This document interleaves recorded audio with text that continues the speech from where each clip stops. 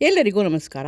ಶ್ರೀ ಕಾಳಿಕಾ ದುರ್ಗಾ ಪರಮೇಶ್ವರಿ ದೇವಸ್ಥಾನಕ್ಕೆ ನಾವು ಭೇಟಿ ಕೊಡ್ತಾ ಇದ್ವಿ. ಇದು ವಿದ್ಯಾರಣ್ಯಪುರದ ಬೆಂಗಳೂರಿನಲ್ಲಿದೆ. ಇದೊಂದು ಪ್ರಸಿದ್ಧ ಶಕ್ತಿಶಾಲಿ ಆಧ್ಯಾತ್ಮಿಕ ಕೇಂದ್ರ. ಈ ಕ್ಷೇತ್ರವನ್ನು ಶ್ವೇತ ಕ್ಷೇತ್ರ ಎಂದು ಕರೆಯುತ್ತಾರೆ.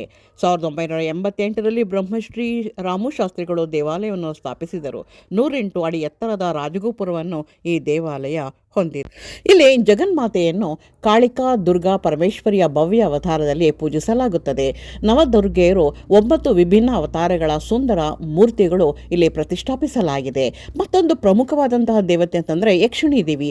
ಈ ಯಕ್ಷಿಣಿ ದೇವಿಗೆ ಭಕ್ತರು ತಮ್ಮ ಇಷ್ಟಾರ್ಥಿಗಳನ್ನು ಚೀಟಿಗಳಲ್ಲಿ ಬರೆದು ಅದಕ್ಕೆ ಮಾಲೆಯ ರೀತಿಯಲ್ಲಿ ಅರ್ಪಣೆ ಮಾಡ್ತಾರೆ. ತಮ್ಮ ಇಷ್ಟಾರ್ಥಗಳು ಕ್ಷಣ ಮಾತ್ರದಲ್ಲಿ ನಿವಾರಣೆಯಾಗುತ್ತದೆ, ಮನಃಶಾಂತಿ ಲಭಿಸುತ್ತದೆ ಎಂಬ ವಿಶೇಷವಾದಂಥ ನಂಬಿಕೆ ಇದೆ. ದೇವಸ್ಥಾನ 7 ಗಂಟೆಯಿಂದ 12 ಗಂಟೆವರೆಗೆ, 5 ಗಂಟೆಯಿಂದ 8:30 ತನಕ ತೆಗೆದಿರುತ್ತೆ. ಮಧ್ಯಾಹ್ನ 12:30ರಿಂದ ರಾತ್ರಿ 8:30 ತನಕ ಭಕ್ತಾದಿಗಳಿಗೆ ಅನ್ನದಾಸೋಹ ನಡೆಯುತ್ತದೆ. ಶ್ರೀ ಕಾಳಿಕಾ ದುರ್ಗಾಪರಮೇಶ್ವರಿ ದೇವಾಲಯ ಅತ್ಯಂತ ಜಾಗೃತ ಪವಾಡದ ಕ್ಷೇತ್ರವೆಂದು ಪ್ರಸಿದ್ಧಿಯಾಗಿದೆ. ವಿಷ್ಣು ದುರ್ಗೆಯ ದರ್ಶನ ಫಲ.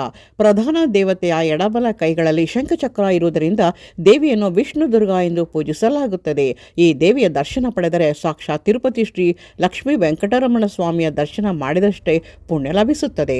ರಾಹುಕಾಲ ಪೂಜೆಯ ಶಕ್ತಿ. ಮಂಗಳ, ಶುಕ್ರ, ಭಾನುವಾರ ಪೂಜೆಗಳಲ್ಲಿ ಪಾಲ್ಗೊಳ್ಳುವ ಭಕ್ತರ ದೃಷ್ಟಿದೋಷ, ನರದೋಷ, ಗ್ರಹದೋಷಗಳನ್ನು ನಿವಾರಣೆಯಾಗುತ್ತದೆ. ಶಾಂತಿ, ನೆಮ್ಮದಿ ತಕ್ಷಣವೇ ಪ್ರಾಪ್ತಿಯಾಗುತ್ತದೆ ಭಕ್ತರಿಗೆ.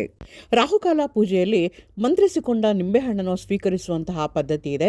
ಕುಂಬಳಕಾಯಿ ಆರತಿ, ಬೆಲ್ಲದ ದೀಪಾರತಿಯನ್ನು ದೇವಸ್ಥಾನದ ಪ್ರವೇಶದ್ವಾರದ ಮುಂದೆ ಬೆಳಗುತ್ತಾರೆ. ಕಾಳಿಕಾ ಮಾತೆಗೆ ಹೂ, ಹಣ್ಣು, ಸೀರೆ, ಬಟ್ಟೆ, ಬಳೆಗಳನ್ನು ಕೂಡ ಭಕ್ತರು ಸಮರ್ಪಿಸುತ್ತಾರೆ. ಅಮಾವಾಸ್ಯ ದಿನ ವಿಶೇಷ ಪೂಜೆ, ಹೋಮಗಳು ನಡೆಯುತ್ತವೆ. ದೃಷ್ಟಿ ನಿವಾರಣೆಗೆಂದು ಹೋಮಕ್ಕೆ ಹಾಕುವ ಮೆಣಸಿನಕಾಯಿ ಸ್ವಲ್ಪವೂ ಘಾಟು ಬರುವುದಿಲ್ಲ. ಅಷ್ಟು ಒಂದು ಪವಾಡ ಬರುವಂತಹ ಒಂದು ಸ್ಥಳ ಈ ದೇವಿಯ ಒಂದು ದರ್ಶನವಾಗಿದೆ.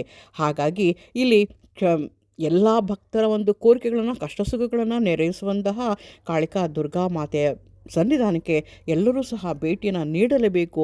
ಅಲ್ಲಿರುವಂತಹ ಒಂದು ಪಾಸಿಟಿವ್ ವೈಬ್ರೇಷನ್ ಮತ್ತು ಅಲ್ಲಿನ ದೇವತೆಗಳು ನಮಗೆ ಹರಕೆಯನ್ನು ತೀರಿಸ್ತಾರೆ ಅನ್ನೋದನ್ನು ಬಲವಾದಂಥ ಒಂದು ನಂಬಿಕೆ ಕೂಡ ನಮಗೆ ಇದೆ. ಈ ದೇವಿಯ ಒಂದು ಪವಾಡದ ಬಗ್ಗೆ, ಮಾಹಿತಿ ಬಗ್ಗೆ ನಿಮ್ಗೆ ಇಷ್ಟವಾಗಿದ್ದರೆ ಲೈಕ್ ಮಾಡಿ, ಸಬ್ಸ್ಕ್ರೈಬ್ ಮಾಡಿ. ತಾವು ಸಹ ಒಮ್ಮೆ ಈ ದೇವಾಲಯಕ್ಕೆ ಭೇಟಿ ಕೊಡಿ. ಎದುರಿಗೆ ನಮಗೆ ಯಕ್ಷಿಣಿ ದೇವಿ ಕಾಣಿಸ್ತಾ ಇದ್ದಾಳೆ. ನಮ್ಮ ಒಂದು ಕಷ್ಟ ಸುಖಗಳನ್ನು ನಾವು ಇಲ್ಲಿ ಈಡೇರಿಸ್ಕೊಳ್ಬಹುದು.